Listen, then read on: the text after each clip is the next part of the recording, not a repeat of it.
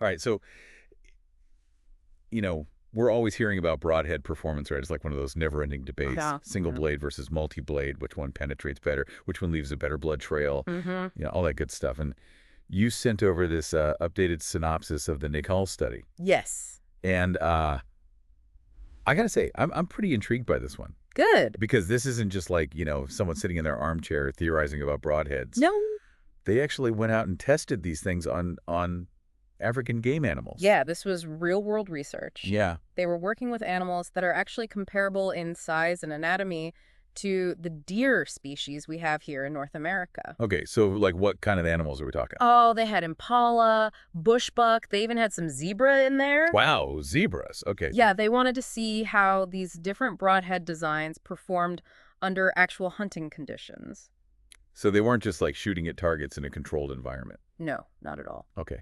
So, They collected data from real hunts. and hold on, they were using compound bows, right? Actually, they used both. They used an 80-pound compound and a 94-pound longbow. Oh, wow. Okay, interesting. Yeah, they wanted to cover a range of hunting styles and setups, Clark. make sure it was relevant to a broad audience. So this was really comprehensive. Like they were going all out with this research. Yeah, They absolutely. had the animals, they had the bows. I'm assuming they had like a whole arsenal of broadheads. Oh, yeah, a whole arsenal, 32 different broadheads they tested. 32. Wow. A real mix of fixed blade, replaceable blade, even some of those semi-custom designs, popular brands, lesser-known ones, they really ran the gamut. Wow, that's a lot of data to sift through. I'm guessing there were some surprises along the way. Oh, absolutely. And one of the most striking findings was the performance of those multi-blade broadheads, Okay. particularly on those, classic broadside shots. Yeah, the classic broadside shot. Every bow hunter's dream. Right. You would think with more blades, you'd get better penetration and more damage. Yeah, more blades, more cutting power. That's the assumption, at least. Right, but the Natal study really challenged that notion. Oh, really? They found that those multi-blade broadheads often failed to penetrate adequately, especially when they encountered ribs. Mm. In a lot of cases, those broadside shots were actually stopped by the rib cage, Really? preventing the broadhead from reaching the vital organs. So you're telling me those shots, the ones that most bow hunters aim for, Yeah. were actually failing to penetrate deep enough to be lethal? In a significant number of cases, yes. Wow. The data showed that those multiple blades, instead of slicing cleanly through bone, were sometimes getting hung up or deflected. Huh. That seems counterintuitive. Like you think more blades would be better for cutting through bone. You would think, right? But the study suggests that those extra blades can actually hinder penetration, Okay. particularly on tough, angled shots. So it's not just bad luck or a slightly off-angle shot. The design of the broadhead itself was a contributing factor. Precisely. And that has implications for how we think about blood trails, which is something the Natal study also addressed. Yeah, blood trails, that's another topic that always seems to spark debate. Mm-hmm. I mean, I've always heard that multi-blade broadheads leave better blood trails just because they're cutting a wider path. Right. That's a common assumption. Does the study back that up? Well, that's another one of those assumptions that the study actually challenged. Oh, really? They found that blood trail quality depends more on shot location, organ damage, and whether or not the broadhead created an exit wound. So it's not just about the number of blades, it's about the overall effectiveness of the shot. Exactly. Okay, so I'm starting to see a theme here. Yeah. A lot of our assumptions about broadhead performance might not actually hold up under scrutiny, That's right. and this Natal study is really challenging those assumptions. It is. So those broadside shots that were often stopped by the ribs, I'm guessing those were also less likely to produce an exit wound, You got it. which means a potentially weaker blood trail. Yeah. Okay, that makes sense. If the broadhead doesn't pass all the way through, there's less chance of a good blood trail. Right. But I'm still curious about the specifics of those multi-blade broadheads that struggled. Did the study pinpoint any, design flaws or weaknesses?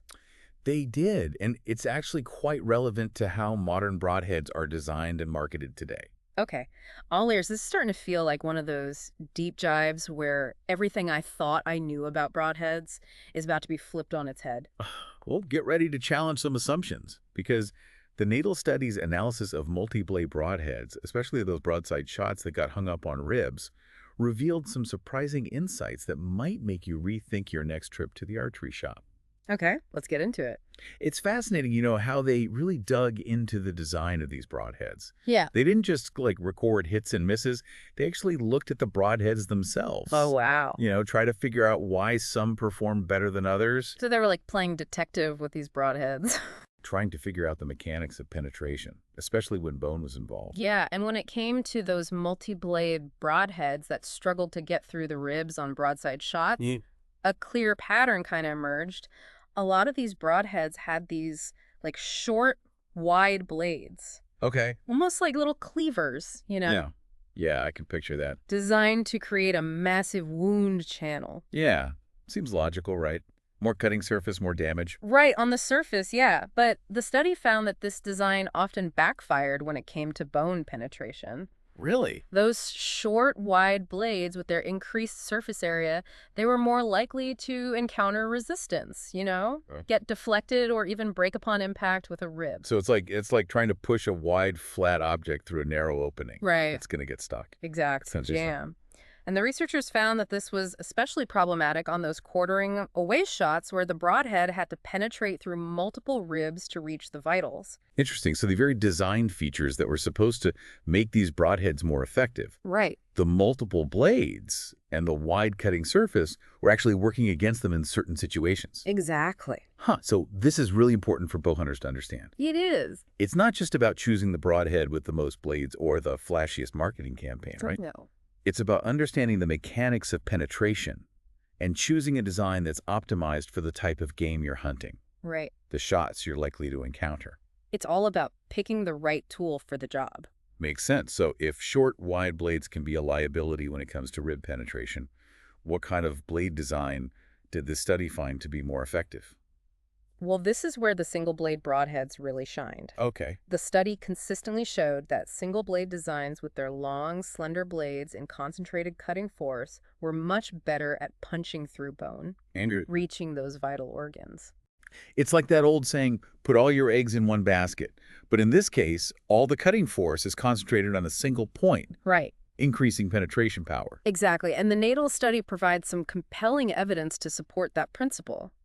Okay, so this whole discussion about blade design and penetration also ties into a topic that's often shrouded in myth and misconception. Oh, yeah. Blood trails. Blood trails. Everybody's got a story. Every bow hunter's got a story about a great blood trail or a terrible one that led to a lost animal. Yep. What did the Natal study have to say about blood trails?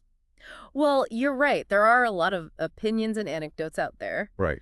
But the Natal study took a scientific approach. They analyzed data from hundreds of shots to see if any patterns emerged. So they weren't just relying on campfire tales and lucky guesses. Nope. They were actually looking at the data to see what factors influence blood trail quality. Exactly. And what they found might surprise you. The study concluded that blood trails are far more complex than just the number of blades on your broadhead. Wait, so more blades don't necessarily mean a better blood trail? Not according to the Natal study. Their data showed that the quality of a blood trail depends on a number of factors. Like what?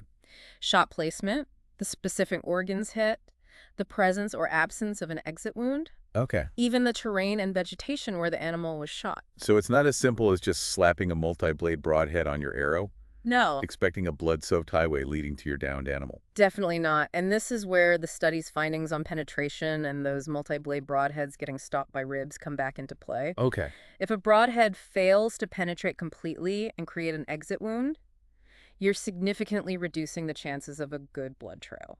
That makes perfect sense. An exit wound would obviously create another point of bleeding, Right. increasing the likelihood of a visible blood trail. Exactly. But I'm still curious about this study's overall conclusions. Yeah. Did they make any definitive recommendations about broadhead selection based on their findings? They did. And their recommendations, while based on research conducted decades ago, are still remarkably relevant for bow hunters today. So we've talked about those multi-blade broadheads and how penetration's so important and how blood trails, they're not always as simple as they seem. Right. It's not just about blade count. Exactly. So what were their final takeaways? What did they actually recommend for bow hunters after all this data? Well, they really stress shot placement, above all else. Yeah, that's got to be number one, right? Absolutely. No broadhead can make up for a bad shot. Of course. So shot placement, what else? They were big fans of the single-blade broadheads, Okay, so they're leaning towards single blade over multi-blade? especially for larger game or if you're expecting to hit bone. Makes sense. You want something that can punch through. Exactly. Penetration is key. So if I'm going after, like, elk or moose, Yeah. maybe a single blade is a better choice than some fancy multi-blade. It's something to think about for sure. Okay, good to know. And I guess the last takeaway is, uh, you know, don't get fooled by all the hype about multi-blades and blood trails. Yeah, more blades doesn't automatically mean a better blood trail. Right, right. It's all about that penetration and creating an exit wound. Exactly. A well-placed shot with a single blade that goes all the way through Uh-huh. might actually give you a better blood trail than a poorly placed shot with a multi-blade that gets stuck. Right. It all comes back to shot placement and using the right tool for the job. Couldn't have said it better myself. So even though this needle study was done a while back, Yeah, it's a few decades old. it still has a lot to teach us about bow hunting today. Absolutely. The principles are timeless. Right. The physics of how a broadhead interacts with an animal, that hasn't changed. Nope. And that's why this study is so valuable. It gives us a framework for understanding those principles. It's like a foundation for making informed decisions about our equipment. Exactly. It helps us ask the right questions. Think critically about broadhead selection. And prioritize ethical hunting practices. Yeah, that's what it's all about. Absolutely. Well, this has been a really fascinating deep dive into the world of broadhead performance. I agree. I know I've learned a lot, and I hope our listeners have too. Me too. And hopefully they'll feel more confident in their equipment choices. Yeah. And, their ability to make ethical shots in the field. That's the goal. Until next time, happy hunting, everyone.